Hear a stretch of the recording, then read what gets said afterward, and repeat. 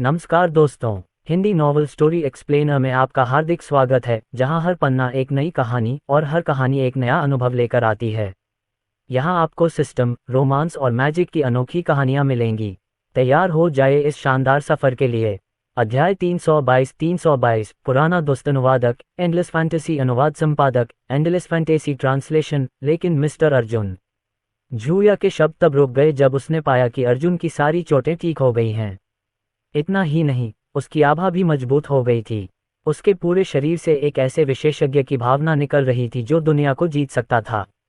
Mister Arjun, आपने सचमुच सफलता प्राप्त कर ली। अर्जुन ने सिर हिलाया और कहा, अभी सुबह के 4 बज रहे हैं। तुम्हें थोड़ा और सोना चाहिए। कल सुबह हम 1000 पीक्स पर्वत से निकलेंगे। सुबह के 7 बजे दरवाजे पर दस्तक हुई थी। अर्जुन को ये जानने के लिए अनुमान लगाने की जरूरत नहीं थी कि यह मास्टर जिंगदाओ है, इसलिए उसने दरवाजा खोल दिया। मास्टर जिंगदाओ अपने हाथ में जेड की बोतल पकड़े हुए थे। उन्होंने अर्जुन की ओर देखा और उसे धीरे से हिलाया। ये वह औषधीय मिश्रण है जो मैंने कल आपके लिए तैयार किया था। यह आपके शरीर की रिकवरी को तेज करने में सक्षम होना चाहिए। इसके अलावा, इससे पहले कि वह अपनी बात पूरी कर पाता, उसकी आवाज़ अचानक रुक गई और उसके चेहरे पर आश्चर्य और सदमे के भाव स्पष्ट दिखाई देने लगे। इस बच्चे की चोटें गायब हो गई थीं। क्या हो रहा था? वह किसी और से बेहतर जानते थे कि ऐसी चोटें 1 सप्ताह के उपचार के बिना ठीक नहीं होंगी। लेकिन इससे ये स्पष्ट नहीं हुआ कि वह अपने सामने क्या देख रहा था। उसने तुरंत अपने दिल में उठे सदमे को दबा लिया और मुस्कुरा दिया। ऐसा लगता है कि मैंने तुम्हें कम आंका है। इतने कम समय में ठीक होने के लिए तुम्हारे पास बहुत सारे रहस्य होने चाहिए। अर्जुन ने दोनों हाथ जोड़कर पुनः उनका धन्यवाद किया। मुझे बचाने के लिए धन्यवाद, मास्टर जिंगदाओ। अगर कल आप नहीं होते तो मैं कल ही मर जाता। मास्टर जिंगदाओ ने जेड की बोतल हटा दी और मुस्कुराते हुए कहा, यह सच नहीं है। हालांकि मैं इस दौरान मंदिर के अंदर था, लेकिन मुझे पता है कि बाहर क्या हुआ था। तुमने अकेले ही इतने सारे विशेषज्ञों को दबा दिया, इसलिए तुम निश्चित रूप से कोई साधारण व्यक्ति नहीं हो। तुम्हें मारना इतना आसान नहीं होना चाहिए। अगर मैं कुछ भी न भी करूं, तो भी मेरा मानना है कि तुम फिर भी बच निकलने में सफल होगे। ठीक है, मैंने आज सुबह ही लोगों को ये खबर फैलाने का आदेश दे दिया है कि मैंने कल रात जो खजाना तुम्हें मिला था उसे छीन लिया है। इस तरह भविष्य में तुम्हें कम समस्याओं का सामना करना पड़ेगा।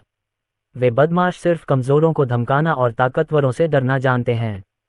वे मुझे इस बारे में परेशान करने की हिम्मत नहीं करेंगे। अब मैं तुम्हारे लिए यही एक काम कर सकता हूँ। इस समय अर्जुन स्तब्ध रह गया। वे दोनों आपस में संबंधित नहीं थे, तो मास्टर जिंगदाओ ने उसकी मदद क्यों की? सबसे महत्वपूर्ण बात यह है कि उन्होंने पहले ही उन विशेषज्ञों से यह जान लिया था कि मास्टर जिंगदाओ की वर्तमान ताकत हुआक्सिया की ग्रैंड मास्टर रैंकिंग में शीर्ष 5 में स्थान पाने के योग्य है। ऐसे महान व्यक्ति को अपने जैसे जूनियर की परवाह क्यों होगी? सब कुछ बहुत अजीब था, इसलिए अर्जुन उसके इरादों पर संदेह करने से खुद को नहीं रोक सका। मानो अर्जुन की उलझन को भांपते हुए मास्टर जिंगदाओ ने अपनी जेब से एक जेड पेंडेंट निकाला। मुझे पता है कि तुम्हें शक है, इसलिए मैं इसे अब और नहीं छिपाऊंगा। अर्जुन, क्या तुम इस जेड पेंडेंट को पहचानते हो? अर्जुन की नज़र जेड पेंडेंट पर पड़ी और उसके चेहरे के भाव बदल गए।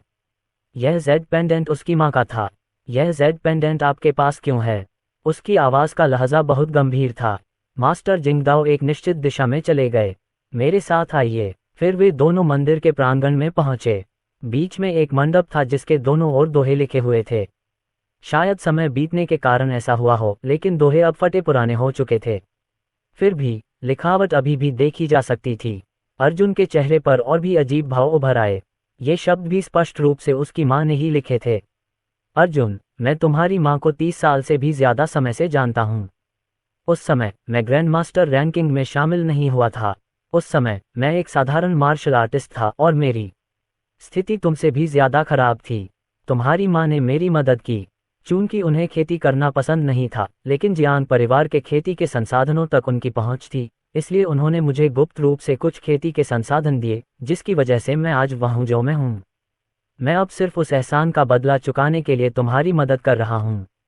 तुम्हारी माँ वाकई बहुत दयालु इंसान है। 7 साल पहले तुम्हारे माता पिता मुझसे मिलने आए थे।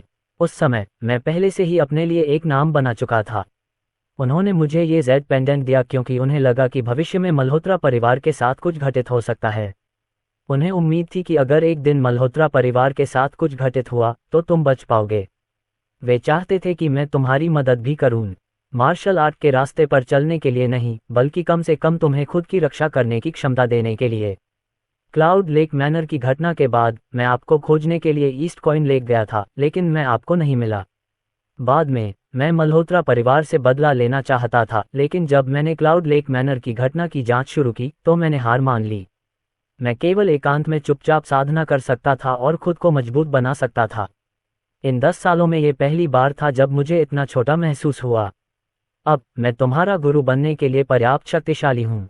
मैं तुम्हें वह सब सिखाऊंगा जो मैंने अपने जीवन काल में सीखा है। क्या तुम मेरे अंतिम शिष्य बनने के लिए तैयार हो? सब कुछ स्पष्ट हो गया और अर्जुन को अंततः समझ में आ गया कि दूसरे पक्ष ने हस्तक्षेप क्यों किया था। पता चला कि उसके माता पिता ने उसके लिए पहले से ही सब कुछ तैयार कर रखा था।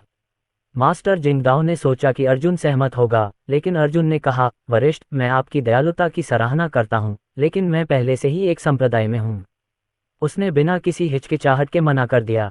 मास्टर जिंगदाओ चौंक गए और उनका चेहरा आश्चर्य से भर गया। हालांकि कुछ सेकंड के बाद उन्हें होश आया और उन्होंने सिर हिलाया। ऐसी स्थिति में मैं तुम्हें मजबूर नहीं करूंगा। हालांकि याद रखो कि भविष्य में चाहे जो भी हो, मैं फिर से तुम्हारी मदद करने को तैयार हूँ। वरिष्ठ, अब मेरा एक ही सवाल है, क्या आप जानते हैं कि इंद्रजीत लिंग कहाँ है? अर्जुन ने गंभीरता से पूछा। जब उसने वह नाम सुना तो मास्टर जिंगदाओ के चेहरे पर अजीब भाव आ गया। उसे उम्मीद नहीं थी कि अर्जुन को उस व्यक्ति की असली पहचान पता चल गई होगी। वह जानता था कि अर्जुन बदला लेना चाहता है, लेकिन अपनी मौजूदा ताकत के साथ ये बच्चा क्या कर सकता है? अगर अर्जुन को ये जानकारी पता भी चल जाए तो इससे उसे ही नुकसान होगा। अंत में मास्टर जिंगदाओ ने अपना सिर हिलाया। मैं सिर्फ इतना जानता हूं कि लिन परिवार के साथ खिलवाड़ नहीं किया जा सकता। अर्जुन, मैं जानता हूं कि तुम बदला लेने के लिए आतुर हो, लेकिन इससे पहले कि तुम हुआक्सिया के ग्रैंड मास्टर रैंकिंग के शीर्ष 10 में प्रवेश करो, उसकी तलाश मत करो। यह कोई सुझाव नहीं है, बल्कि एक चेतावनी है। अर्जुन जानता था कि वह मास्टर जिंगदाओ से और कुछ हासिल नहीं कर पाएगा, इसलिए उसने अपने हाथों को मोड़ा और जाने के लिए तैयार हो गया। वरिष्ठ, मुझे अभी भी कुछ काम है, इसलिए मैं अब आपको परेशान नहीं करूंगा। मैं किसी और दिन आकर आपको धन्यवाद दूंगा। ये कहने के बाद उसने झूया को बुलाया और उसे अपना सामान लाने के लिए कहा। जाने से पहले अर्जुन ने कुछ सोचा और अपनी जेब से एक छोटा सा खूबसूरत डिब्बा निकाला। उसने उसे मास्टर जिंगदाओ को देते हुए कहा, कृपया इस उपहार को कल हमें बचाने के लिए आभार के प्रतीक के रूप में लें। मास्टर जिंगदाओ ने इस बारे में ज्यादा नहीं सोचा। उन्होंने अर्जुन की ओर जटिल भाव से देखा और वह वस्तु ले ली। अर्जुन, मैं यह वस्तु ले लूंगी, लेकिन मुझे आशा है कि तुम मेरी सलाह मानोगे और जब तक तुम तैयार नहीं हो जाते, इंद्रजीत लिंग की तलाश करने से बचोगे। अध्याय 323 बदला। अर्जुन ने हाथ हिलाया और पहाड़ से नीचे उतर गया। संसार कब्रिस्तान में काले वस्त्र पहने बूढ़े व्यक्ति के पास ज्यादा समय नहीं बचा था, इसलिए उसे जल्दी से जियांगन प्रांत लौटना था। उसके बाद वह 10 दिनों के लिए एकांतवास में चला जाएगा ताकि काले वस्त्र पहने बूढ़े व्यक्ति के वध दाव को प्राप्त कर सके। उसे विश्वास था कि ऐसा करने के बाद वह अंततः राजधानी शहर जा सकेगा। मास्टर जिंगदाओ ने अर्जुन के जाते हुए रूप को देखा और असहाय भाव से अपना सिर हिलाया। दरवाजा फिर से बंद हो गया। कौन जानता था कि इस बार यह कितनी देर तक बंद रहेगा। यदि इसे फिर से खोला गया तो संभवतः यह एक बार फिर अर्जुन की मदद करेगा। मास्टर जिंगदाओ साधना कक्ष में वापस लौटे और अर्जुन द्वारा दिया गया बक्सा मेज पर रख दिया। वे साधना जारी रखने ही वाले थे कि अचानक किसी कारणवश उन्हें अर्जुन के बक्से में दिलचस्पी हो गई।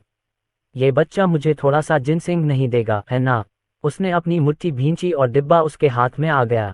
जब उसने डिब्बा खोला तो उसमें से एक तेज औषधीय खुशबू आई और उसके अंदर 6 गोलियां थीं। सबसे महत्वपूर्ण बात यह है कि इन गोलियों से जो आभा निकल रही थी बहुत असाधारण था। इस समय उसका हृदय व्याकुल था।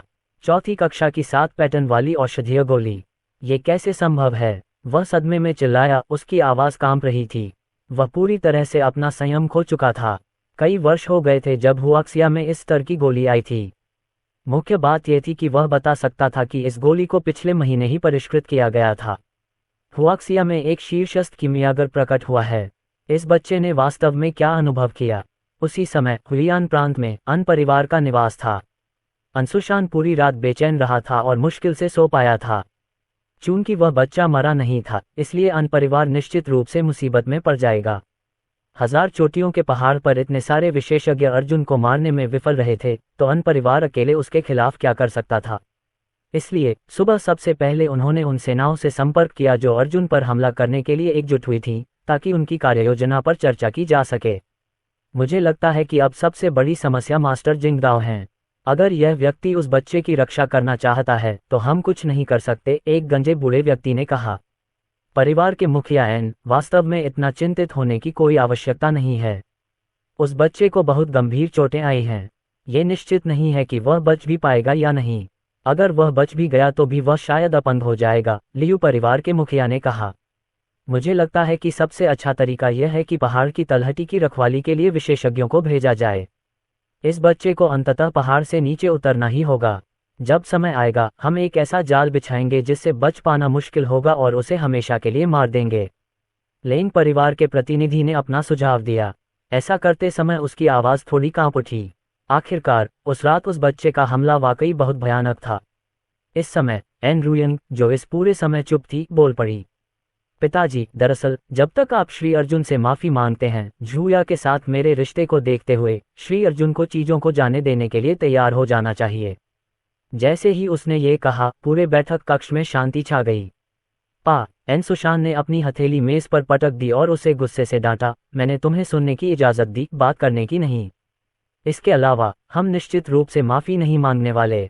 उसकी आंखों में ठंडक की झलक थी जब उसने कहा, मैं परिवार के मुखिया लेन के प्रस्ताव का समर्थन करता हूं। हम इस बच्चे को जीवित नहीं छोड़ सकते। अगले कुछ दिनों में हमारा प्राथमिक कार्य अधिक विशेषज्ञों की भर्ती करना है।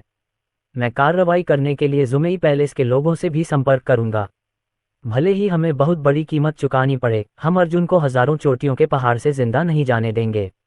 इस समय लेंग परिवार के मुखिया ने पूछा, उस बच्चे के बगल में बैठी महिला का क्या हुआ? ये सुनते ही एन रुयन के चेहरे पर भाव एकदम बदल गए। उसने जल्दी से कहा, पिताजी, झूया मेरी अच्छी दोस्त है। आप ये जानते हैं, वह और अर्जुन अभी अभी मिले हैं। उसे इसमें शामिल करने की कोई जरूरत नहीं है। आन रुयन ने आन सुशान का हाथ पकड़ लिया और विनती की। उसने आंखें सिकुड़कर ठंडे स्वर में कहा, उस महिला की पहचान बहुत खास है। वह जियांगन प्रांत के बंसल परिवार से है और उसके बहुत सारे संबंध हैं। अगर हम उसे जियांगन प्रांत में वापस जाने देंगे तो यह हमारे लिए नुकसानदेह होगा। इसके अलावा इस महिला का उस बच्चे के साथ एक खास रिश्ता है। चूंकि मामला ऐसा है तो हम उन दोनों को मार डालेंगे। पूरे बैठक कक्ष में ठंड से हत्या की आशंका फैल गई। ठीक इसी समय एक जोरदार धमाका हुआ और दो मुट्ठियों ने बैठक कक्ष के लोहे के दरवाजे में छेद कर दिया। तब झनकार, दरवाजा अपने कब्जों से उखड़ गया था। ये लोहे का दरवाजा एक विशेष सामग्री से बना था और प्राचीन मार्शल आर्ट के अभ्यासियों को इसे तोड़ने से रोकने के लिए जाली बनाया गया था। हालांकि आज ये कागज की तरह फट गया था। टकराना, जो दरवाजा आधा फट गया था, उसे वहां उपस्थित विशेषज्ञों की ओर फेंका गया और दो निकटतम लोगों को बचने का समय नहीं मिला। छींटे, वे मांस के पेस्ट में बदल गए और हर जगह खून फैल गया। जैसे ही धूल और धुआं छट गया, अंशुशान और अन्य लोगों ने युद्ध के लिए खुद को तैयार कर लिया। वे दूरी पर दो आकृतियां देख सकते थे। कौन अन परिवार के क्षेत्र में घुसकर मौत को आमंत्रित करने की हिम्मत करता है? अंशुशान ने दहाड़ते हुए कहा। हालांकि जब धूल और धुआं छट गया तो उनके चेहरे का हाव भाव पूरी तरह बदल गया। भाड़ में जाओ, यह अर्जुन और झूया थे। ये कैसे संभव है? वह तो एक ही रात में ठीक हो गया। सुशान ने अवचेतन रूप से कुछ कदम पीछे खींच लिए। भय और खौफ की एक अदृश्य भावना ने पूरे कमरे को घेर लिया और कॉन्फ्रेंस रूम में मौजूद हर कोई कांप उठा और जम गया। सभी लोग घुटने टेकें और मरने के लिए तैयार हो जाएं। अर्जुन की क्रोधित दहाड़ गड़गड़ाहट की तरह थी और उसके शरीर में मौजूद रक्त अजगर बाहर निकल आया और उसके शरीर के चारों ओर कुंडली मारकर मरणासन हो गया। कुछ कमजोर लोग तुरंत अर्जुन के सामने झुक गए और विनम्रतापूर्वक बोले, महाराज, उस दिन की बात। इससे पहले कि वे कुछ कह पाते, अर्जुन के हाथ में कुछ हवा के झोंके जम गए। खून के छींटे पड़े और 3 सिर गिर गए। उनमें से एक तो अंशुशान के पैरों तक लुढ़क गया। अंशुशान और लेंग परिवार के मुखिया की आंखें सिकुड़ गईं। उन्हें पता था कि मामला गंभीर हो गया है, इसलिए उन्होंने जल्दी से अपने आसपास के लोगों से कहा, चूंकि यह बच्चा पहले ही आ चुका है तो यह मामला निश्चित रूप से अच्छा नहीं होगा। सब लोग मिलकर हमला करो। आज या तो ये बच्चा मरेगा या हम मरेंगे। जैसे ही उसने बोलना समाप्त किया, 7-8 आकृतियां अर्जुन की ओर दौड़ पड़ीं। हालांकि अर्जुन अब कल वाला अर्जुन नहीं था। वह टूट चुका था और उसने डोमेन हॉट पल को निगल लिया था। उसे कौन रोक सकता था? भीड़ पर आक्रमण करते समय उसने ड्रैगन स्लेयर तलवार भी नहीं निकाली। एक पल में मांस और खून हर जगह फैल गया क्योंकि उसका शक्तिशाली शरीर उसके प्रतिद्वंद्वी को चीरता हुआ आगे बढ़ गया। चीख पुकार के बीच जमीन खून से लथपथ हो गई। उनमें से कोई भी अर्जुन के एक भी आक्रमण को रोक नहीं सका। इस समय अर्जुन ग्रिम रीपर था। वह जहां भी जाता मौत उसका पीछा करती। लेंग परिवार के मुखिया ने अपनी सारी ताकत इकट्ठी की और अर्जुन को काटने की कोशिश की, लेकिन बाद में तलवार नीचे गिरते ही उसने उसे पकड़ लिया और हमले में जो भी ताकत थी वह हवा में उड़ गई। कच! एक जोरदार आवाज के साथ तलवार टूट गई। अर्जुन ने तलवार का नुकीला टूटा हुआ सिरा पकड़ा और उसे फेंक दिया, जो लेंग परिवार के मुखिया के दिल में जा घुसा। वह आदमी मौके पर ही मर गया। अब अंशुशान ही एकमात्र बचा था। अर्जुन ने कोई कदम नहीं उठाया। इसके बजाय उसने धीमे धीमे सच्चे क्यूई प्रेरित कदम आगे बढ़ाए, जिससे जमीन कांपने लगी। सुशान, घुटने टेको। अर्जुन का आध्यात्मिक दबाव फूट पड़ा और रक्त ड्रैगन सीधे अंशुशान की ओर बढ़ गया। कच! अंशुशान के घुटने टूट गए और वह घुटनों के बल गिर पड़ा। अध्याय 324 सीरियल किलर। इस समय अंशुशान के चेहरे पर बहुत ज्यादा डर था। ऐसा लग रहा था जैसे कोई बहुत बड़ा पहाड़ उसके कंधों पर दबा हुआ है और वह भयानक खूनी ड्रैगन उसे घूर रहा है। उसने इस रक्त ड्रैगन को 1000 पीक्स पर्वत की चोटी पर देखा था, लेकिन उसने सोचा था कि वह केवल मतिभ्रम कर रहा था। अब सच्चाई उसकी आंखों के सामने थी और रक्त ड्रैगन उसे निगलने के अलावा और कुछ नहीं चाहता था। वह अच्छी तरह जानता था कि अब जब बात इतनी आगे बढ़ चुकी है तो उसकी किस्मत तय हो चुकी है। उसने दया की भीख नहीं मांगी और एक शब्द भी नहीं कहा। उसकी अविचल आंखें अर्जुन को घूर रही थीं। अचानक उसे एहसास हुआ कि अर्जुन ने रास्ता तोड़ दिया है। उसकी ताकत पहले से काफी अलग थी। उस स्थिति में 1000 पीक्स पर्वत की चोटी पर हुई लड़ाई ने किसी तरह उसे और भी मजबूत बना दिया था। अर्जुन कैसा विचित्र व्यक्ति था। तुम्हें मेरे दोस्त को एक थप्पड़ मारना चाहिए। अर्जुन की शांत आवाज मौत की सजा की तरह लग रही थी। झूया करो। वह विरोध करने की हिम्मत नहीं कर रहा है। जब झूया ने अर्जुन का आदेश सुना तो वह आगे बढ़ना चाहती थी, लेकिन ऐसा नहीं कर सकी। अंशुशान अनरुयंग के पिता थे। भले ही उन्होंने उसे कई बार नहीं देखा था, लेकिन कम से कम उन्होंने पहले उसका स्वागत तो किया था। वह वास्तव में अपनी सबसे अच्छी दोस्त के पिता को थप्पड़ नहीं मार सकती थी।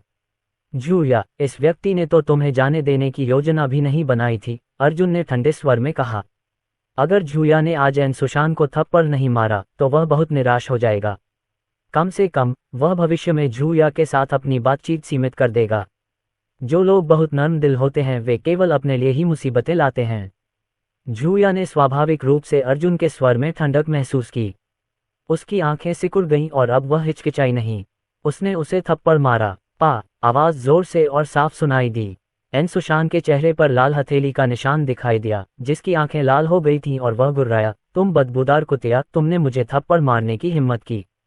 अगर मैं नहीं मरता तो मैं निश्चित रूप से मर जाऊंगा। पा! इससे पहले कि वह बोलना समाप्त कर पाता, झूया ने उसे फिर से थप्पड़ मार दिया। अभी अभी जो थप्पड़ मारा था वह मेरे लिए था और ये थप्पड़ मिस्टर अर्जुन के लिए है। तुम्हें अपने फायदे के लिए उसे नाराज नहीं करना चाहिए था। तुम्हें वाकई ऐसा नहीं करना चाहिए था। भाड़ में जाओ। अंशुशान क्रोधित था। वह झूया को मारना चाहता था, लेकिन उसे एहसास हुआ कि यह असंभव था।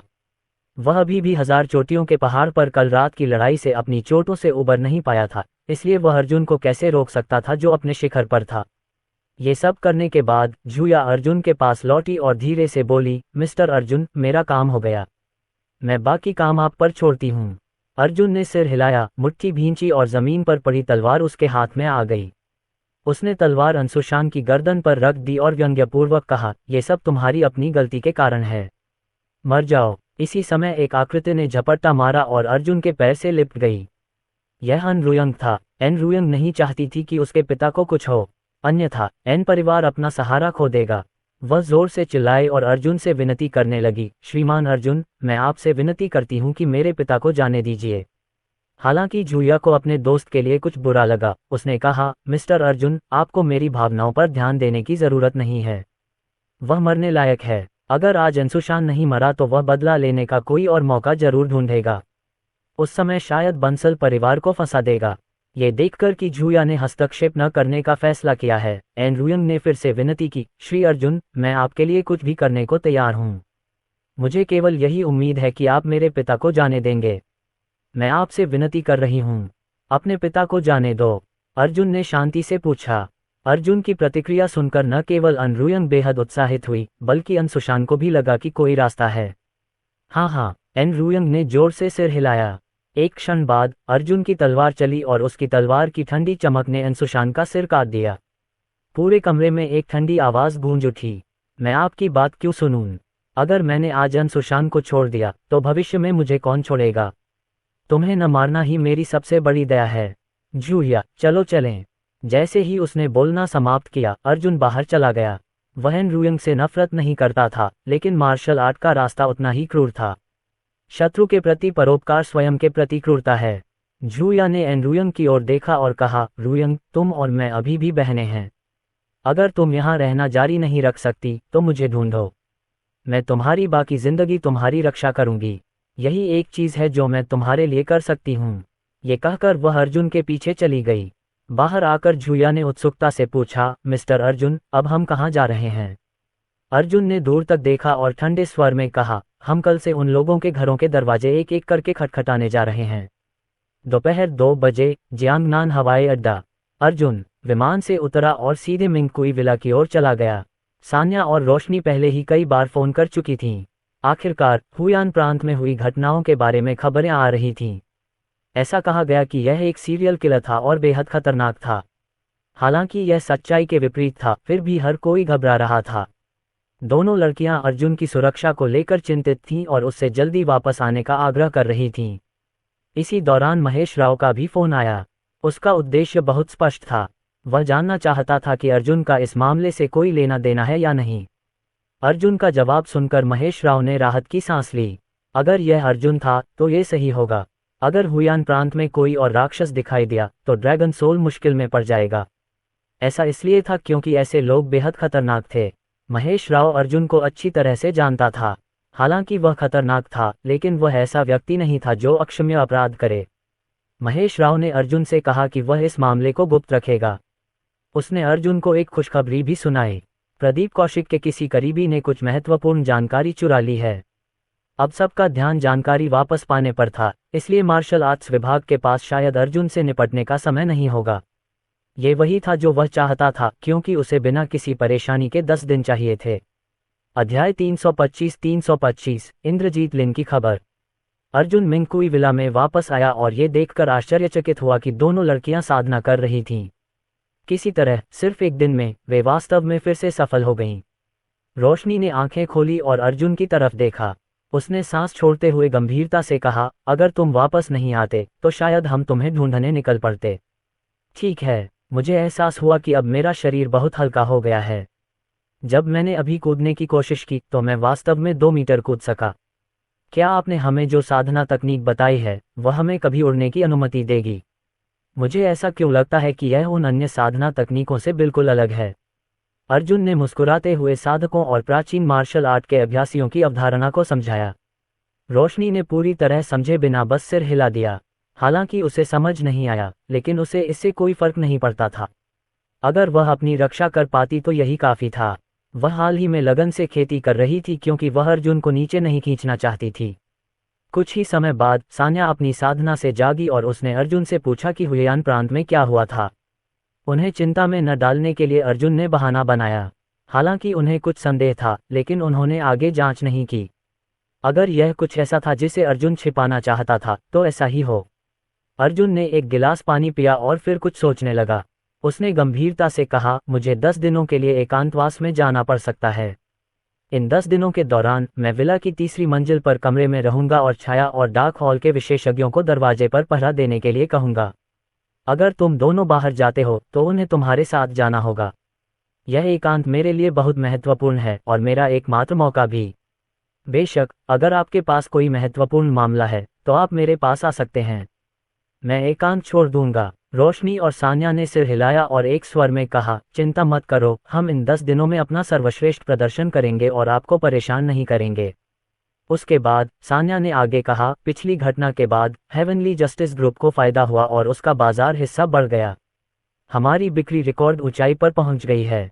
रजत शेनॉय ने कल मुझे फोन करके बाजार विस्तार के बारे में पूछा और मुझसे ये भी पूछा कि चूंकि हमने हुआक्सिया के दक्षिण पूर्व क्षेत्र के बाजारों पर लगभग एकाधिकार कर लिया है, तो क्या हमें धीरे धीरे अपने बाजार का विस्तार राष्ट्रीय और अंतर्राष्ट्रीय बाजारों तक करना चाहिए?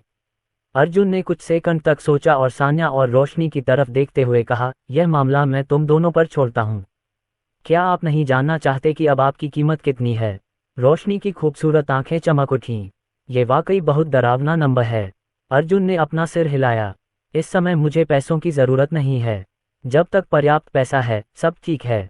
इतना कहकर अर्जुन ऊपर जाने के लिए मुड़ा, लेकिन अचानक विला के दरवाजे की घंटी बज उठी। रोशनी दरवाजा खोलने के लिए उठी। ये राजवीर राणा था। हॉल मास्टर, अर्जुन ने आश्चर्य से पूछा, आप यहाँ क्यों हैं? हॉल मास्टर, आपने मुझे इंद्रजीत लिन पर नजर रखने के लिए कहा था। मुझे अभी कुछ खबर मिली है। अर्जुन की आंखें सिकुड़ गईं और उसने तुरंत पूछा, वह कहाँ है? हॉल मास्टर, आधे घंटे पहले इंद्रजीत लिन कैपिटल सिटी के अंतर्राष्ट्रीय हवाई अड्डे पर दिखाई दिए। अपनी बात खत्म करने के बाद राजवीर राणा ने एक फोटो थमा दी, जिसमें एक मोटे ताजे अधेड़ व्यक्ति को काले रंग की विंडब्रेकर पहने दिखाया गया था। उसकी आंखें ठंडी थीं और फोटो देखकर ही अर्जुन को पता चल गया कि वह बहुत ताकतवर है। इससे ये देखा जा सकता था कि इंद्रजीत लिन की ताकत कितनी भयानक थी। चित्र को देखते समय अर्जुन के शरीर पर एक घातक आभा छा गई तथा उसके शरीर में स्थित रक्त अजगर दहाड़ता रहा।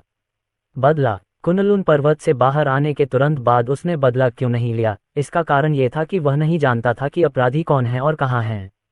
हालांकि अब इंद्रजीत लिन प्रकट हो चुका था। आपके लोग अभी भी उस पर नजर रख रहे हैं? अर्जुन ने पूछा। राजवीर राणा ने सिर हिलाया। हालांकि मेरे आदमी बहुत करीब जाने की हिम्मत नहीं कर रहे हैं। वे सभी कुछ 100 मीटर की दूरी से देख रहे हैं।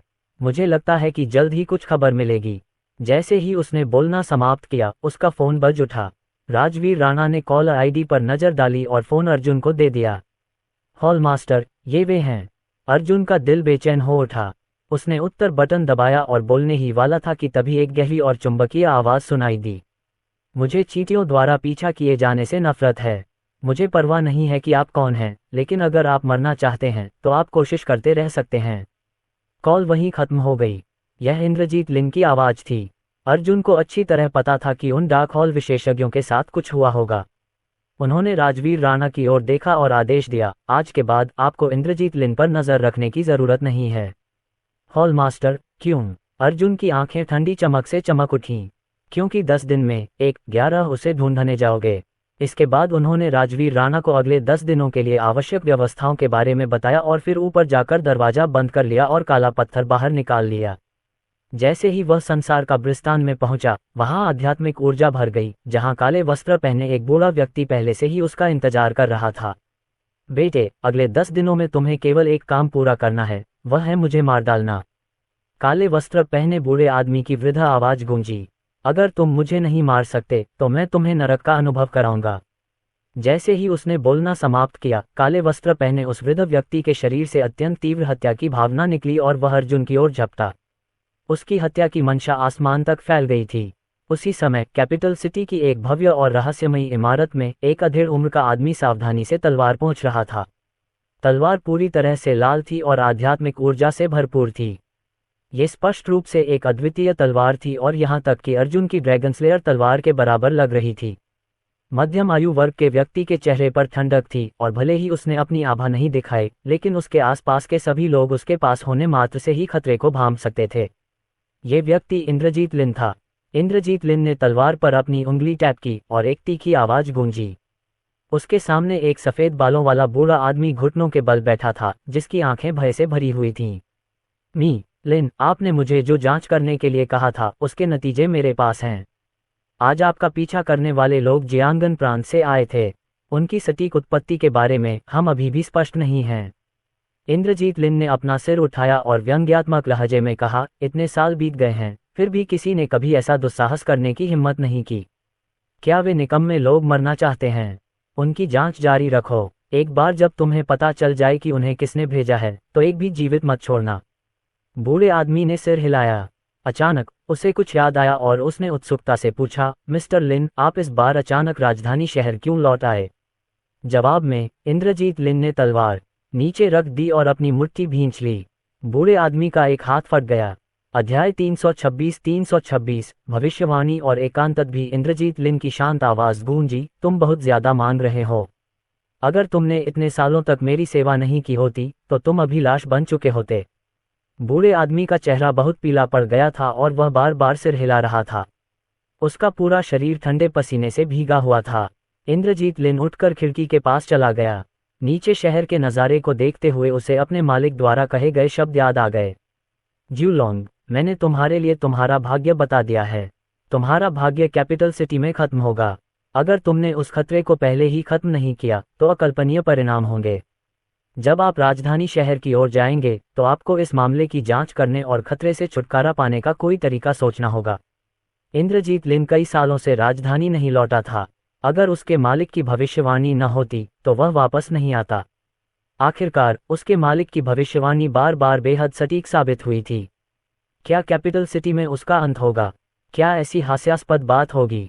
पूरे हुआक्सिया में कौन था जो उसकी स्थिति को हिलाने के योग्य था? वह और लिन परिवार दोनों पहले से ही हुआक्सिया की मार्शल आर्ट की दुनिया के शिखर पर खड़े थे, सभी जीवित प्राणियों को देख रहे थे। वह सचमुच ऐसी किसी ताकत के बारे में नहीं सोच सकता था जो उसके लिए खतरा बन सके। मुख्य बात यह थी कि खतरा कहाँ था।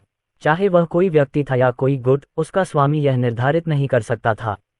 वास्तव में, क्योंकि उसके स्वामी ने जबरदस्ती उसके भाग्य का अनुमान लगा लिया था, उसके स्वामी ने कुछ रक्तसार खो दिया और गंभीर रूप से घायल हो गया। अब उन्हें कैपिटल सिटी में उस खतरे को खोजना था और उसे शुरू से ही नष्ट करना था। अचानक वह पलटा और सफ़ेद बालों वाले बूढ़े आदमी को देखा। उसने आदेश दिया, हाल ही में कैपिटल सिटी में प्रवेश करने और छोड़ने वाले मार्शल आर्ट विशेषज्ञों पर ध्यान दें, साथ ही उन बड़े गुटों की गतिविधियों पर भी ध्यान दें।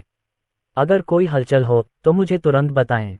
इसके अलावा उन लोगों की पहचान की जांच करने के लिए किसी को जियांगनान प्रांत में भेजें। चाहे वे कितने भी अच्छे से छुप गए हों, कहीं न कहीं उनके निशान तो होंगे ही। हालांकि वे लोग मजबूत नहीं थे, लेकिन उनके पीछे जो व्यक्ति है उसका मुझ पर नज़र रखने का कोई उद्देश्य ज़रूर होगा। अगर तुम ये काम अच्छे से करोगे तो कोई ना कोई तुम्हारा टूटा हुआ हाथ ठीक कर देगा। क्या तुम समझ रहे हो? जी महाराज। तो फिर चले जाओ, इंद्रजीत लिन ने शांति से कहा।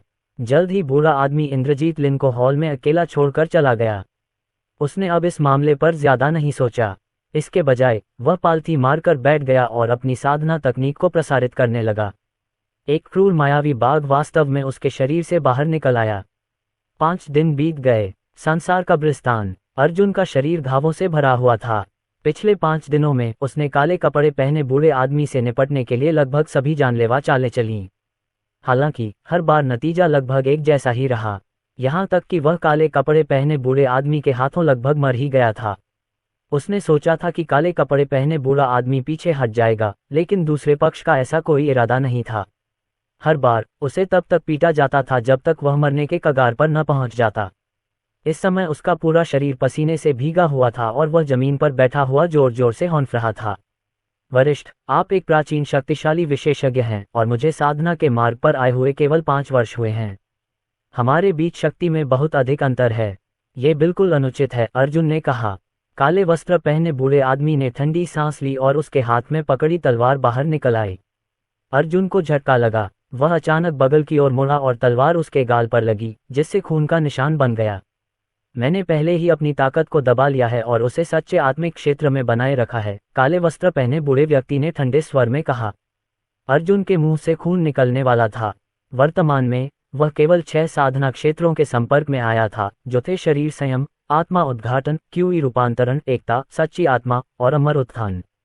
इसके अलावा इन 6 क्षेत्रों में से प्रत्येक को 9 स्तरों में विभाजित किया गया था। वह वर्तमान में एक क्यूई परिवर्तन क्षेत्र साधक था, लेकिन काले वस्त्र वाला बूढ़ा आदमी वास्तव में उससे निपटने के लिए सच्चे आत्मा क्षेत्र साधना का उपयोग कर रहा था। ये 3 प्रमुख क्षेत्रों का भयानक अंतर था।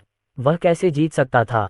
मानो अर्जुन के विचारों को भांपकर काले वस्त्रधारी उस वृद्ध व्यक्ति ने अपने हाथ से तलवार निकाली और अर्जुन के सिर पर निशाना साधा।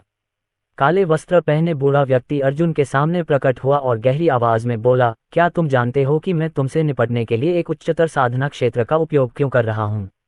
मैं तुम्हें बताता हूँ।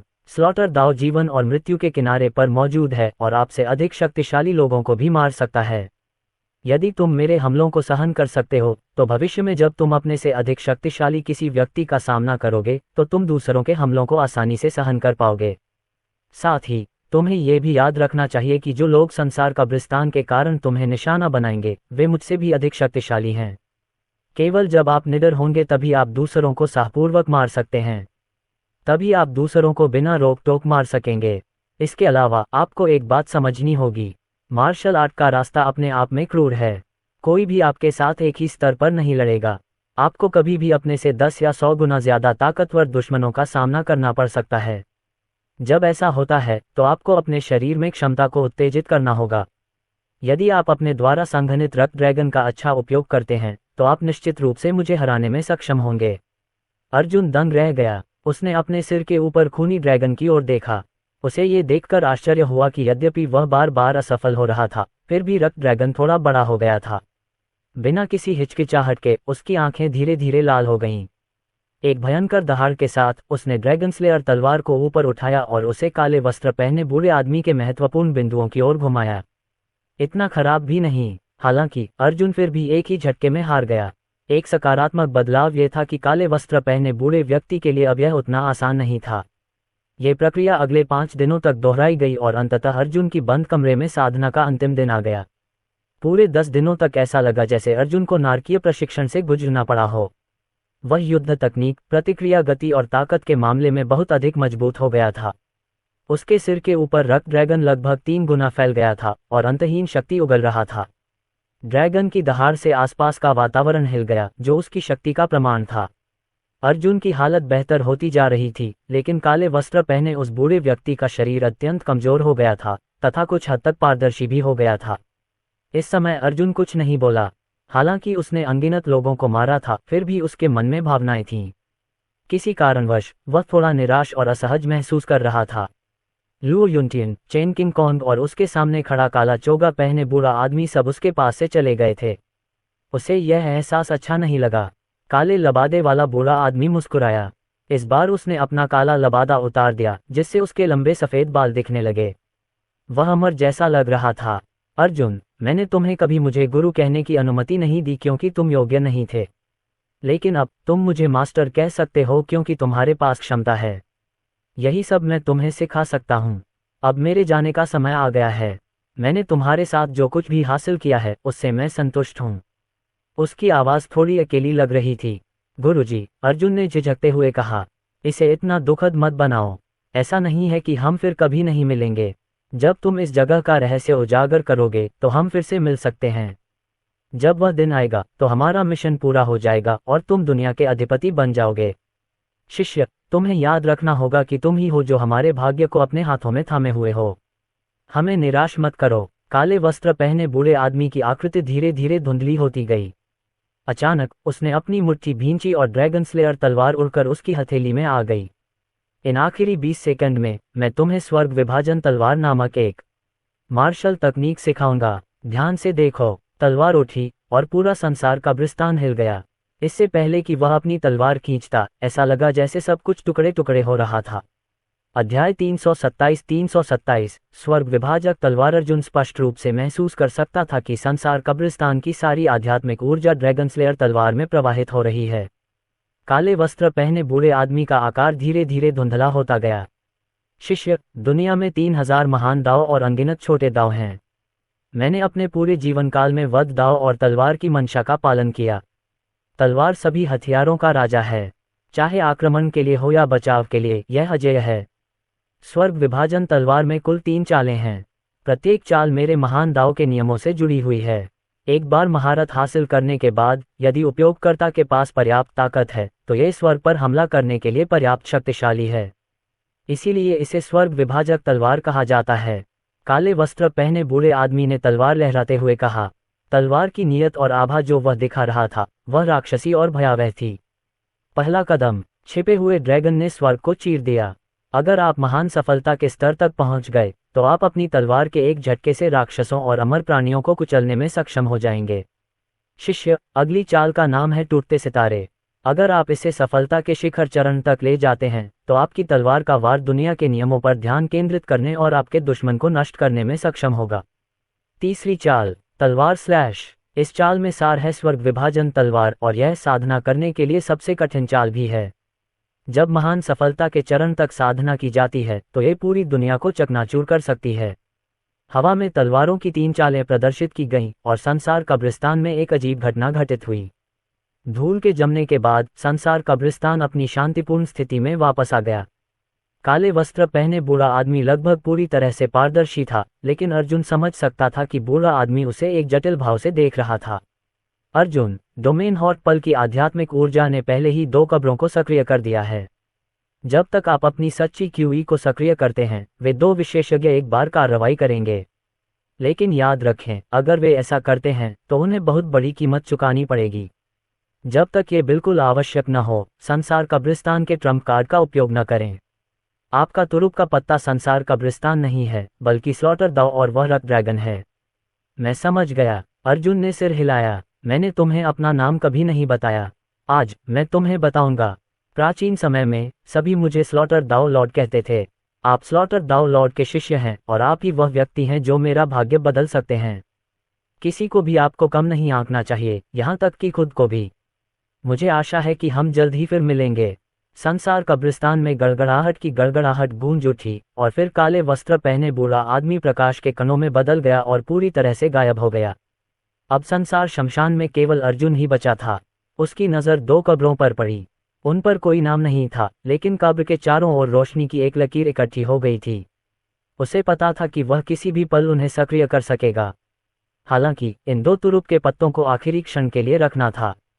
वे तब महत्वपूर्ण होंगे जब उसका सामना हुआक्सिया के मार्शल आर्ट्स विभाग, इंद्रजीत लिन, भूत जेल या कैपिटल सिटी में जियांग परिवार से होगा। कैपिटल सिटी में पानी बहुत गहरा था, इसलिए उसे हर चीज के लिए तैयार रहना था। वहां खुद को स्थापित करना उतना आसान नहीं होगा जितना यहाँ था। अर्जुन अपने कमरे में वापस आया और फिर मेज पर रखे परिवार के चित्र पर नजर डाली। उसकी ठंडी आंखों में गर्मजोशी की झलक दिखाई दी। पिताजी, माँ, मैं आपको जल्द ही भूत जेल से बाहर निकाल लूंगा। आधे घंटे बाद अर्जुन नहाकर साफ कपड़े पहनकर नीचे चला गया। हालांकि वहां उसका इंतजार करने वाला कोई नहीं था, बस मेज पर एक नोट पड़ा था।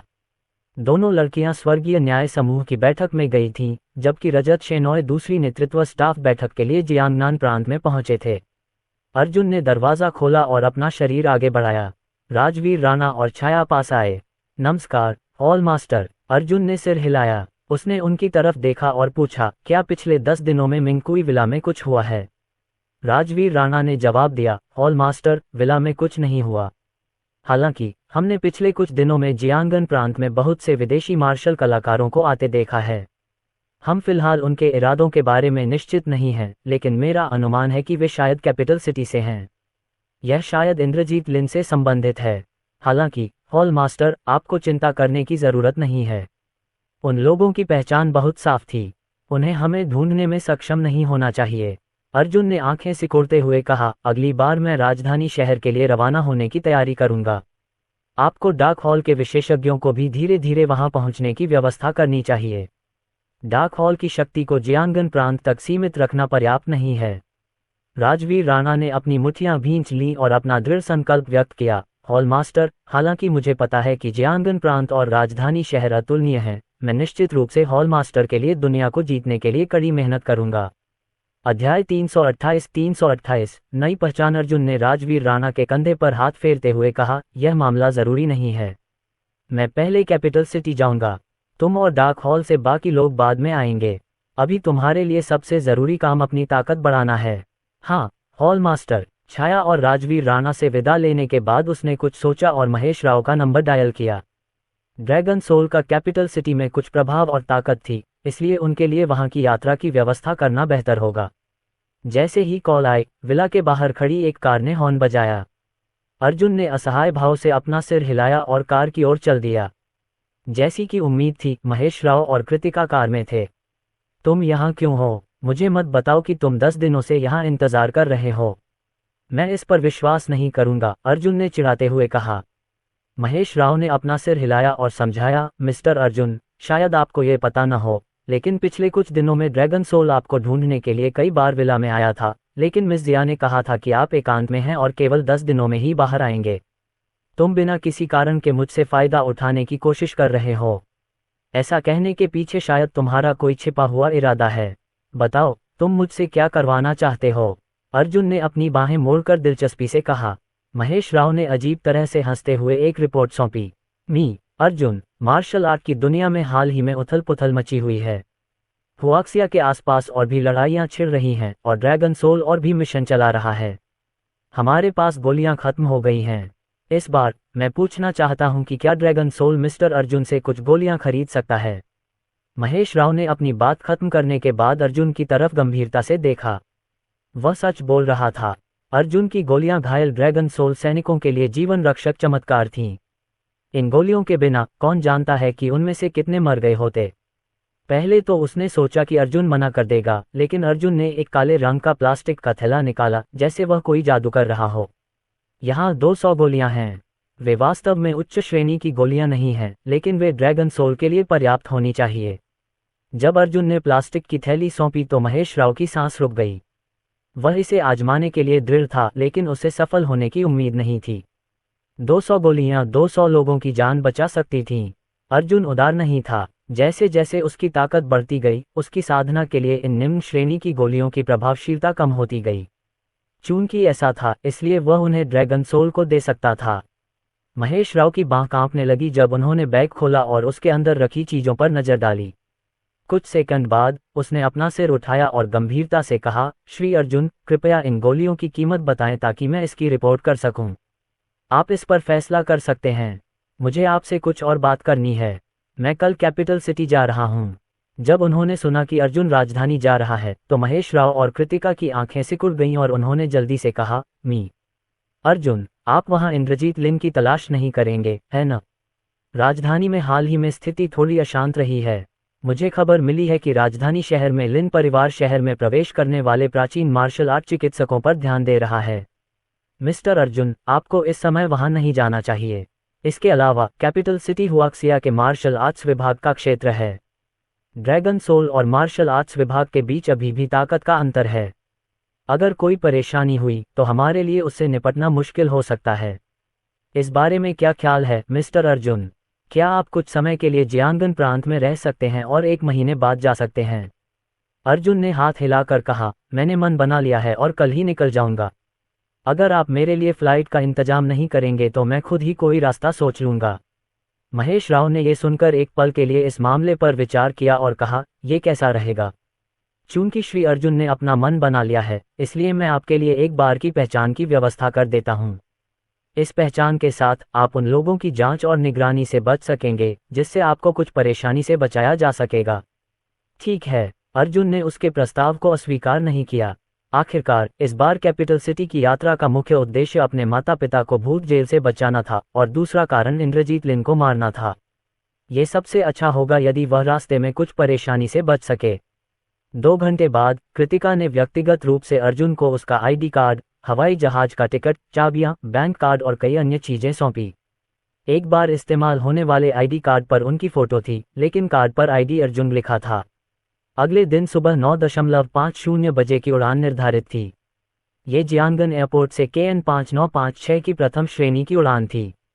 चाबी की बात करें तो इससे उसे राजधानी के बीचों बीच स्थित 4 बेडरूम वाले घर में रहने का मौका मिल गया। हालांकि अर्जुन वहां नहीं रहना चाहता था। इस बार भूत जेल का प्रवेश द्वार कैपिटल सिटी विश्वविद्यालय के पास खुलता था, इसलिए स्वाभाविक रूप से उसे वहीं रहना था। अर्जुन को बैंक कार्ड या उससे प्राप्त धन की कोई परवाह नहीं थी और उसने उसे संसार कब्रिस्तान में फेंक दिया। दोपहर के 4 बजे सान्या जल्दी लौट आई थी। स्वाभाविक रूप से उसे और रोशनी को पता था कि अर्जुन जा रहा है। छोटे चेन वापस आते समय रुक्सू और एक ने आपस में इस बारे में चर्चा की और हम जल्द ही कैपिटल सिटी जा रहे हैं। जब तुम्हें वहां कोई विला मिल जाए तो हमारे लिए एक कमरा आरक्षित कर देना। इसके अलावा रजत शेनॉय ने पहले ही कैपिटल सिटी की सरकार के साथ चर्चा पूरी कर ली है और वे हेवनली जस्टिस ग्रुप के मुख्यालय के निर्माण के लिए भूमि का एक टुकड़ा आवंटित करेंगे। रिवर सिटी और जियांगन प्रांत समूह के मुख्यालय के लिए उपयुक्त नहीं हैं। हुआक्सिया के सभी दवा समूहों ने अंततः कैपिटल सिटी को अपना मुख्यालय बनाया और हेवनली जस्टिस ग्रुप भी इसका अपवाद नहीं है, सान्या ने अर्जुन के कपड़े पैक करते हुए कहा। इसके अलावा राजधानी में ठंड है, बाहर ज्यादा कपड़े पहनना याद रखें। सान्या ने सूटकेस बंद किया और नम आंखों से अर्जुन को देखा। वह वास्तव में उसके साथ राजधानी शहर जाने के लिए उत्सुक थी, लेकिन उसके पास अभी भी जियांगन प्रांत में स्वर्गीय न्याय समूह के लिए कार्य पूरे करने थे। इसलिए उसके लिए अभी राजधानी शहर जाना सही समय नहीं था। हालांकि वह 1 या 2 महीने में यात्रा करने में सक्षम होगी। बेशक अगर वह सच में अर्जुन को देखना चाहती थी तो वह सीधे हवाई जहाज से जा सकती थी।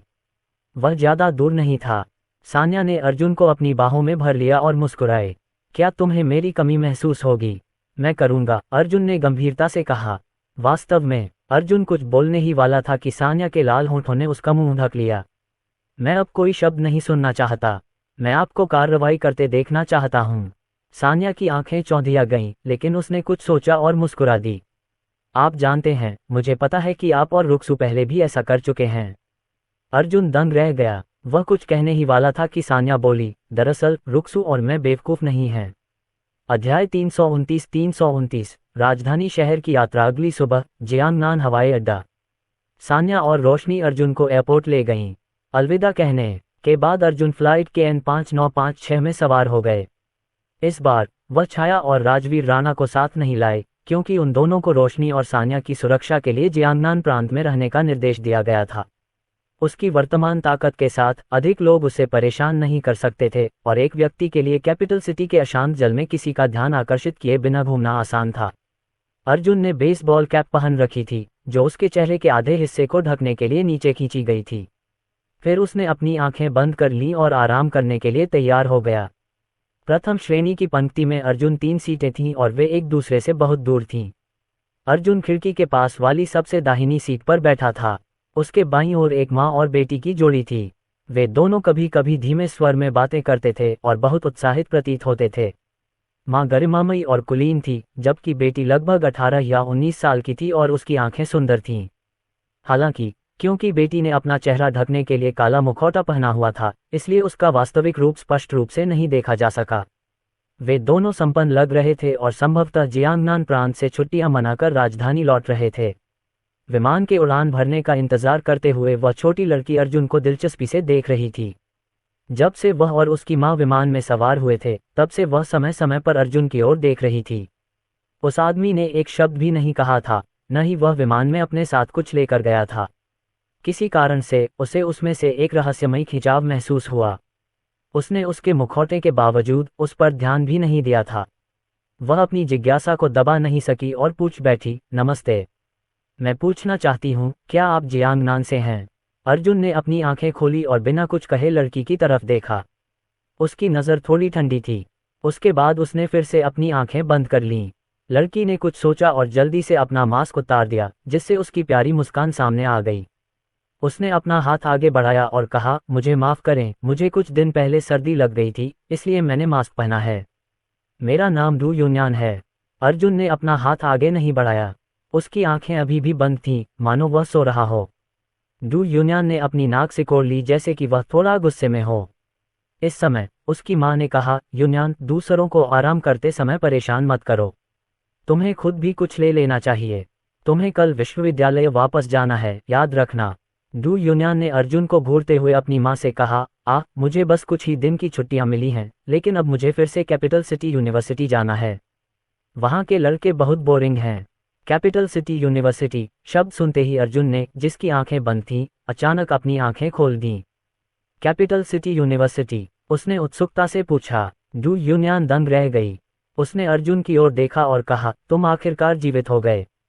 यून्यान, अशिष्ट मत बनो, सबसे बाईं ओर की महिला ने कहा, और फिर अर्जुन से माफी मांगी। मुझे बहुत खेद है। मेरी बेटी का व्यक्तित्व बहुत सीधा है। ये ठीक है। अर्जुन ने अपना सिर हिलाया। उसकी नज़र डू यून्यान पर पड़ी। उसे कैपिटल सिटी पहुंचने पर किसी ऐसे व्यक्ति की जरूरत थी जो उसे शहर के बारे में बता सके, और यह सबसे अच्छा होगा अगर वह व्यक्ति कैपिटल सिटी यूनिवर्सिटी से परिचित हो, क्योंकि इससे उसे घोस्ट जेल का प्रवेश द्वार ढूंढने में आसानी होगी। क्या आप भी कैपिटल सिटी यूनिवर्सिटी के छात्र हैं? डू यून्यान का स्वर ठंडा था और कुछ हद तक शत्रुतापूर्ण भी। जाहिर है, वह अर्जुन के रवैये से थोड़ी नाराज थी। अर्जुन ने बताया, मैं कैपिटल सिटी यूनिवर्सिटी के पास रहता हूँ। आपकी बात पर कौन यकीन करेगा? कैपिटल सिटी यूनिवर्सिटी एक दूर दराज के इलाके में है। आसपास कोई रिहायशी इलाका भी नहीं है। यह एक नया विकसित जिला है। आपका झूठ बहुत स्पष्ट है। उसकी बात खत्म होते ही डू यून्यान मुंह फेर कर चली गई। उसकी राय में अर्जुन अब उसके करीब आना चाहता था, क्योंकि उसने देखा कि वह कितनी सुंदर है। उसने बहुत से पुरुषों को देखा था जो विश्वविद्यालय की छात्राओं को लुभाना चाहते थे। यहाँ तक कि उसकी कई सहपाठियों के पास भी अमीर शुगर डैडी थे। उसका परिवार संपन्न था, इसलिए स्वाभाविक रूप से वह उनमें से नहीं थी। हालांकि अब अर्जुन में उसकी रुचि पूरी तरह से खत्म हो चुकी थी। डू युन्यान की मां को भी अर्जुन के इरादों पर थोड़ा शक हुआ। उसके बाद उन दोनों ने अर्जुन से फिर कभी बात नहीं की। अर्जुन खुद को असहाय महसूस कर रहा था। वह चाहता था कि डू युन्यान कैपिटल सिटी यूनिवर्सिटी को फिर से स्थापित करे, लेकिन अब यह असंभव लग रहा था। भूल जाओ, समय आने पर वह समझ जाएगा। उसके बाद अर्जुन ने अपनी आंखें बंद कर लीं और आराम करने लगा। हालांकि 10 मिनट बाद उन्होंने भारी सांस लेने की आवाज़ सुनी। उसी समय उसने चीज़ों को खंगालने की सरसराहट सुनी। अर्जुन ने अपनी आंखें खोली और देखा कि डू युन्यान अपने बैग से सारा सामान बाहर निकाल रही थी और बहुत घबराई हुई लग रही थी। वह घबराहट में अपनी चीज़ों को देखने लगी, लेकिन जितना अधिक वह देखती उसका चेहरा उतना ही पीला पड़ता जाता। वह बुदबुदाई, ये कैसे संभव है? यह आज सुबह भी यहीं था। ये कैसे गायब हो सकता है? क्या हम इसे होटल में छोड़ आए थे? धिक्कार है, ये यहीं कहीं होगा। उसने अपनी मां की तरफ देखा, जिसके चेहरे पर बहुत दर्द था और वह एक हाथ से उसकी गर्दन पकड़े हुए थी। उसने जल्दी से एयर होस्टेस को बुलाया। मैं आपसे विनती करता हूँ, मेरी मां को बचा लीजिए। विमान परिचारिका को एहसास हुआ कि कुछ गड़बड़ है और उसने तुरंत घोषणा की कि क्या विमान में कोई डॉक्टर मौजूद है। कुछ ही देर बाद एक डॉक्टर आया और महिला की शारीरिक स्थिति की जांच की। उसने डू युन्यान से पूछा, तुम्हारी मां को क्या बीमारी है? डू युन्यान ने घबराते हुए कहा, डॉक्टर कृपया मेरी मां को बचा लीजिए। मेरी मां को कॉर्ड की अंतिम अवस्था है और वह इसके इलाज के लिए दवा पर निर्भर है, लेकिन हमारे पास इस समय दवा नहीं है। बीमारी का नाम सुनते ही डॉक्टर के चेहरे पर एकदम से बदलाव आ गया। उसने डू युन्यान को घूरते हुए कहा, तुम्हारी मां इतनी गंभीर बीमारी के साथ क्यों यात्रा कर रही है? इसके अलावा क्या तुम्हें नहीं पता कि इस बीमारी के इलाज के लिए लगातार दवा की ज़रूरत होती है? मुझे भी नहीं पता कि क्या करना है। डॉक्टर ने तुरंत फ्लाइट अटेंडेंट को निर्देश दिया और बेहद गंभीर स्वर में कहा, जल्दी करो। कैप्टन से कहो कि वह निकटतम शहर में उतरने की तैयारी करे, अन्यथा कोई चमत्कारी डॉक्टर भी उसे नहीं बचा पाएगा। जैसे ही परिचारिका कॉकपिट की ओर भागने वाली थी, एक शांत आवाज़ गूंजी, विमान को उतारने की कोई ज़रूरत नहीं है, मैं मदद कर सकता हूँ। जैसे ही उसने ये कहा, अनगिनत आंखें उस युवक की ओर देखने लगी जो बोल रहा था। डू युन्यान अभी भी घबरा रही थी। वह किसी से भी बेहतर जानती थी कि सीओपीडी का अंतिम चरण कितना भयावह होता है। एक बार बीमारी बढ़ जाने पर दवा और पेशेवर उपकरणों के बिना इसका इलाज संभव नहीं था। डॉक्टर ने ठंडी सांस ली और अर्जुन की बात को नज़रअंदाज कर दिया। इसके बजाय उसने एयर होस्टेस की ओर देखा जो अपनी जगह पर रुक गई थी और कहा, जल्दी करो और जाओ। एक जिंदगी दांव पर लगी है। मैं जल्दी में हूँ, उतरने की कोई ज़रूरत नहीं है, बस मुझे 5 सेकंड दीजिए। अर्जुन की शांत आवाज़ फिर से गूंजी। फिर उसने अपनी उंगली डू युन्यान की मां के माथे पर दबाए। अध्याय 330 एक जीवन बचाना। जिस क्षण अर्जुन की उंगली ने डू युन्यान की मां के माथे को छुआ, प्रकाश की एक किरण उसके शरीर में प्रवेश कर गई। विमान में डॉक्टर अर्जुन से थोड़ा नाखुश थे क्योंकि उनके अधिकार पर सवाल उठाया गया था। बेटे, क्या तुम जानते हो कि तुम क्या कर रहे हो? तुम उसे मार डालोगे। अगर उसका समय पर इलाज नहीं किया गया तो परिणाम घातक होंगे। मैं तुम्हें चेतावनी दे रहा हूं, अपना हाथ हटा लो, नहीं तो तुम जेल जाओगे। डॉक्टर की बात सुनकर प्रथम श्रेणी केबिन में बैठे अन्य यात्री अर्जुन की आलोचना करने लगे। बच्चे, तुम डॉक्टर हो या वह डॉक्टर है? अगर उस महिला को कुछ हुआ तो तुम ही सबसे पहले दोषी ठहराए जाओगे। प्रथम श्रेणी में एक पागल क्यों है? भीड़ गालियां देती रही, लेकिन अर्जुन ने कोई प्रतिक्रिया नहीं की। डू युन्यान का पहला ख्याल यही था कि अर्जुन बदला लेने के लिए ऐसा कर रहा है। वह कुछ कहने ही वाली थी कि उसने देखा कि उसकी मां के चेहरे के भाव अचानक नरम पड़ गए थे। ये स्पष्ट रूप से एक ऐसा प्रभाव था जो दवा लेने के बाद ही होगा। क्या इस युवक की हरकतें वास्तव में प्रभावी थीं? लेकिन आखिर वे कौन सी हरकतें थीं? उसने तो बस अपनी उंगली उसकी मां के माथे पर दबा दी थी। डू युन्यान एक यूनिवर्सिटी की छात्रा थी और इसलिए विज्ञान में विश्वास करती थी। हालांकि कुछ ऐसा हो रहा था जिसे विज्ञान नहीं समझा सकता था, जो अभी उसके सामने हो रहा था। उसने अवचेतन रूप से अपना मुंह ढक लिया। जब डॉक्टर ने देखा कि अर्जुन उसे छोड़ने को तैयार नहीं है, तो उनका गुस्सा भड़क उठा और उन्होंने अर्जुन की उंगली पकड़ने की कोशिश की। अर्जुन की आंखें सिकुड़ गईं और वह ठंडी सांस लेने लगा। उसके कंधे हल्के से हिले और हवा की एक लहर डॉक्टर की ओर बढ़ी, जिससे वह अपने पैरों से जमीन पर गिर गया। तुमने सचमुच मुझे मारा। डॉक्टर का चेहरा कुछ उभरा हो गया। एयर मार्शल ने भी स्थिति को भांप लिया था और गंभीर भाव से वे अर्जुन की ओर बढ़े। तुम सही समय पर आए हो। इस व्यक्ति ने न केवल एक डॉक्टर को पीटा है, बल्कि एक यात्री की जान भी जोखिम में डाल रहा है। अगर उस महिला को तुरंत इलाज नहीं मिला तो वह निश्चित रूप से मर जाएगी। इसे तुरंत रोकें। यहाँ के लोग मेरे गवाह हो सकते हैं। डॉक्टर की ठंडी आवाज़ गूंजी। एयर मार्शल अर्जुन के पास आए और आदेश दिया, सर कृपया सहयोग करें। यदि आप सहयोग नहीं करेंगे तो हमें बलपूर्वक कदम उठाना पड़ सकता है। अर्जुन ने आखिरकार अपनी उंगली हटा ली, लेकिन एयर मार्शल की बात को अनदेखा कर दिया। इसके बजाय वह डू युन्यान की ओर मुड़ा और कहा, अब वह ठीक है। जब वह उठेगी तो उसके लिए एक कप गर्म पानी तैयार करना याद रखना। इसके बाद अर्जुन अपनी सीट पर वापस आ गया और अपनी टोपी थोड़ी नीचे कर ली। उसे इस बात की बिल्कुल भी परवाह नहीं थी कि क्या हो रहा है। इस दृश्य ने सभी को अचंभित कर दिया। ये बच्चा किस तरह का मूर्ख था? वह क्या खेल रहा था? क्या उसे विश्वास था कि उसकी उंगली जादुई है या कुछ और? यहाँ तक कि टेलीविजन नाटक भी इतने हास्यास्पद नहीं थे। डॉक्टर हंसे। क्या तुमने सुना? एक डॉक्टर के तौर पर मुझे गंभीरता से संदेह है कि इस व्यक्ति को मानसिक बीमारी है और इससे विमान और उसके यात्रियों की सुरक्षा प्रभावित हो सकती है। उसे अब संयमित करने की जरूरत है। उस आदमी को मामले की गंभीरता का एहसास हुआ और उसने दूसरे एयर मार्शल की तरफ देखा, जो कुछ ही दूरी पर सादे कपड़ों में खड़ा था। उन दोनों ने एक साथ सिर हिलाया और अर्जुन की तरफ चल पड़े। सर, मुझे खेद है। कृपया जांच में सहयोग करें। जैसे ही उनकी बात खत्म हुई, उन दोनों ने अपनी हथकड़ी उठाई और अर्जुन की ओर बढ़े। हालांकि इससे पहले कि वे उसकी सीट तक पहुंच पाते, एक पहचान पत्र बाहर आ गया। एयर मार्शल अचंभित रह गए और जल्दी से उसे पकड़ने के लिए आगे बढ़े। लेकिन जिस जोर से वह उन पर फेंका गया, उससे वे दुगने हो गए और लड़खड़ाते हुए पीछे की ओर गिर गए। अपने आप को संभालने के बाद आखिरकार उसने पहचान पत्र की ओर देखा। उसकी आंखें चौड़ी हो गईं। फिर एयर मार्शल ने अर्जुन के सामने झुककर दोनों हाथों से टोकन वापस उसे दे दिया। उस आदमी के चेहरे पर सम्मान की झलक थी। चीफ, मिस्टर अर्जुन, कृपया मुझे माफ करें कि मैंने आपको नाराज किया। अर्जुन ने टोकन वापस जेब में रख लिया।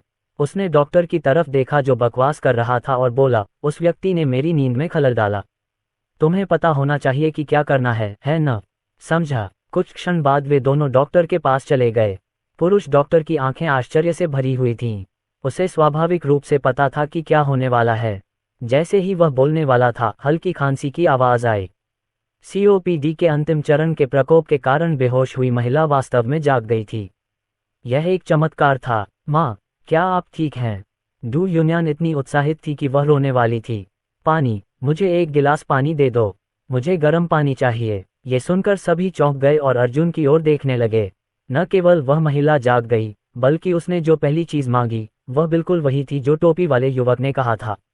एक परिचारिका ने तुरंत प्रतिक्रिया दी और जल्दी से एक गिलास गर्म पानी ले आए और उसे सावधानीपूर्वक डू युन्यान की मां को सौंप दिया। घूंट घूंट घूंट। एक कप गर्म पानी पीने के बाद डू युन्यान की मां आखिरकार होश में आई और फिर अर्जुन की ओर देखने लगी। उसके हृदय में जो कृतज्ञता थी वह शब्दों से परे थी। वह उसे धन्यवाद देना चाहती थी, लेकिन जब उसने देखा कि अर्जुन आराम कर रहा है तो उसने और कुछ नहीं कहा। उसने सभी की ओर देखा और धीरे से कहा, उस छोटे भाई की बदौलत मैं अब ठीक हूं। सभी लोग कृपया चले जाएं। डॉक्टर का चेहरा बहुत ही भद्दा था। वह कुछ कहना चाहता था, लेकिन एयर मार्शलों में से एक ने उसका मुंह बंद कर दिया और उसे ले जाने लगा। तूफान पूरी तरह से शांत हो गया था।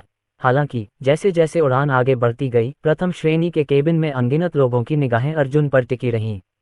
जो लोग प्रथम श्रेणी में बैठ सकते थे, उनका रुतबा स्वाभाविक रूप से ऊंचा था।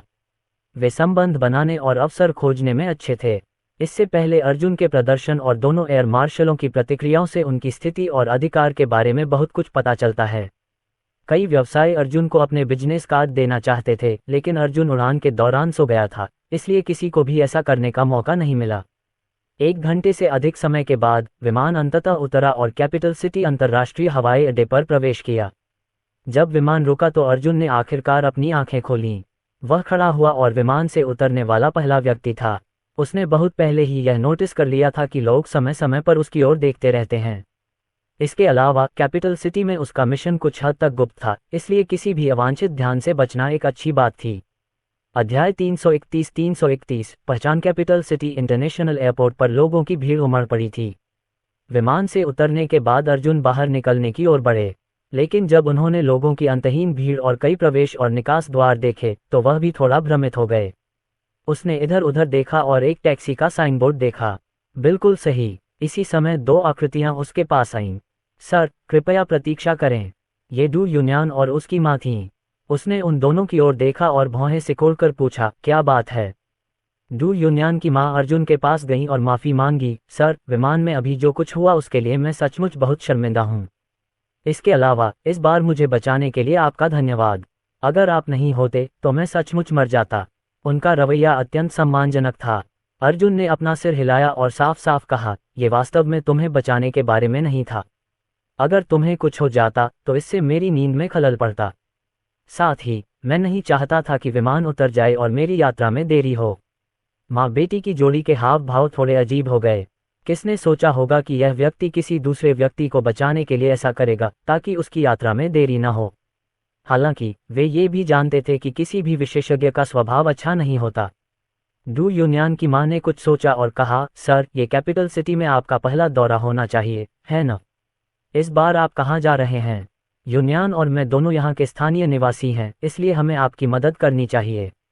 हमारी कार टर्मिनल के नीचे खड़ी है। अर्जुन ने मना करना चाहा, लेकिन कुछ देर सोचने के बाद उसे लगा कि यह अच्छी बात है कि उसके लिए कुछ मामलों को संभालने के लिए कोई है, क्योंकि वह इस जगह से अपरिचित था। इसलिए उन्होंने सीधे कहा, मुझे कैपिटल सिटी यूनिवर्सिटी के पास सबसे अच्छे होटल में भेजो। क्या तुम सच में कैपिटल सिटी यूनिवर्सिटी जा रहे हो?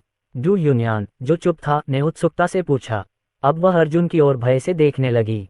डू यूनियन की मां मुस्कुराए। सर, संयोग से यूनियन कैपिटल सिटी यूनिवर्सिटी का छात्र है। हालांकि स्कूल के आसपास ज़्यादा अच्छे होटल नहीं हैं। वे सभी सस्ते हैं। क्योंकि कैपिटल सिटी यूनिवर्सिटी का नया परिसर अभी तक पूरा नहीं हुआ है, इसलिए आसपास की कई सुविधाएं और सुख सुविधाएं अभी तक विकसित नहीं हुई हैं या अभी भी निर्माणाधीन हैं। ये कैसा रहेगा, सर? कैपिटल सिटी यूनिवर्सिटी से 2 किलोमीटर दूर एक छोटा सा विला है। अगर आपको ये ठीक लगे तो आप आज रात वहीं रुक सकते हैं और कल मैं पूछूंगा कि शिक्षकों के अपार्टमेंट में किराए के लिए कोई कमरा उपलब्ध है या नहीं। ठीक है, अर्जुन ने सिर हिलाया। आधे घंटे बाद एक BMW X5 विला के ड्राइववे में आकर रुकी। यहाँ का माहौल बहुत शांत था और यह स्पष्ट था कि विला बिल्कुल नया था। वे दोनों अर्जुन को विला में ले गए, जहाँ एक अधेड़ उम्र का आदमी अखबार पढ़ रहा था। जब उस आदमी ने दरवाज़ा खुलने की आवाज़ सुनी तो उसने बिना ऊपर देखे पूछा, यूनियन, जियांगन प्रांत की तुम्हारी यात्रा कैसी रही? क्या तुम्हें मज़ा आया? बात करने वाला व्यक्ति डू यूनियन के पिता डू झेंगवो थे। डू झेंगवो दशकों से कैपिटल सिटी में व्यवसाय कर रहे थे और दवा उद्योग से जुड़े थे। उनके व्यवसाय ने काफ़ी अच्छा प्रदर्शन किया था और अंततः एक सूचीबद्ध कंपनी बन गई। इस तरह उनका परिवार संपन्न था और उन्हें कैपिटल सिटी में एक उच्च स्थिति वाला व्यक्ति माना जा सकता था। फिर उसने अखबार नीचे रख दिया। जब उसने लिविंग रूम में एक अजनबी आदमी को देखा तो उसने थोड़ा भौहें सिकुड़ी और डू यूनियन से पूछा, क्या ये छोटा भाई तुम्हारा है? श्रीमती डू ने जल्दी से समझाया, झेंगवो, यह मिस्टर अर्जुन हैं। उन्होंने मुझे पिछली फ्लाइट में बचाया था। उनकी मदद के बिना मैं आपसे मिलने वापस नहीं आ पाती। श्री अर्जुन अपनी यात्रा पर कैपिटल सिटी यूनिवर्सिटी जा रहे हैं, इसलिए चूंकि वे पहली बार शहर में आए हैं, इसलिए मैंने श्री अर्जुन के लिए एक रात हमारे घर पर रुकने की व्यवस्था की है।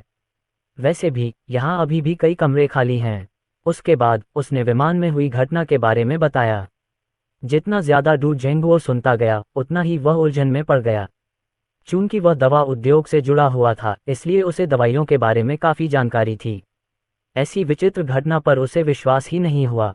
वह अच्छी तरह जानता था कि उसकी पत्नी किस प्रकार की बीमारी से पीड़ित है, क्योंकि वही उसे दवा देता था। सिर्फ एक उंगली से उसका इलाज कैसे हो सकता है? उनकी पहली प्रतिक्रिया ये थी कि दोनों महिलाओं के साथ धोखा हुआ है और हो सकता है कि उनकी पत्नी की दवा गायब होने की योजना पहले से ही बनाई गई हो तथा इस व्यक्ति ने ही इसकी व्यवस्था की हो। क्या यह आदमी अपनी बेटी का पक्ष जीतने और उनकी पारिवारिक संपत्ति पर कब्जा करने के लिए यहाँ आया था? उसने ऐसे कई लोगों को देखा और सुना था। सब कुछ सोचने के बाद डू झेंगवो ने कहा, आज रात हमारे घर पर कुछ मेहमान आने वाले हैं और कमरे भरे हुए हो सकते हैं। इस बारे में क्या ख्याल है? 11 लिटिल यांग से इस छोटे भाई के लिए एक होटल का कमरा, एक प्रेसिडेंशियल स्वीट बुक करने के लिए कहो। डू यूनियन और श्रीमती डू दंग रह गए। उनके चेहरे पर बदसूरती छा गई। श्रीमती डू का स्वर थोड़ा नाखुश था जब उन्होंने कहा, झेंगवो, मैं पहले ही श्री अर्जुन को यहाँ रहने देने के लिए सहमत हो गई हूँ, तो आप अपने उन दोस्तों को किसी होटल में क्यों नहीं रहने देते? पिताजी, डू यूनियन ने कहा, श्री अर्जुन और मैं कल साथ में यात्रा करने जा रहे हैं। मैंने पहले ही उसे कैपिटल सिटी यूनिवर्सिटी तक ले जाने के लिए सहमति दे दी है। दोनों महिलाओं को किसी बाहरी व्यक्ति के लिए बोलते हुए सुनकर डू जेंगवो ने ठंडी सांस ली।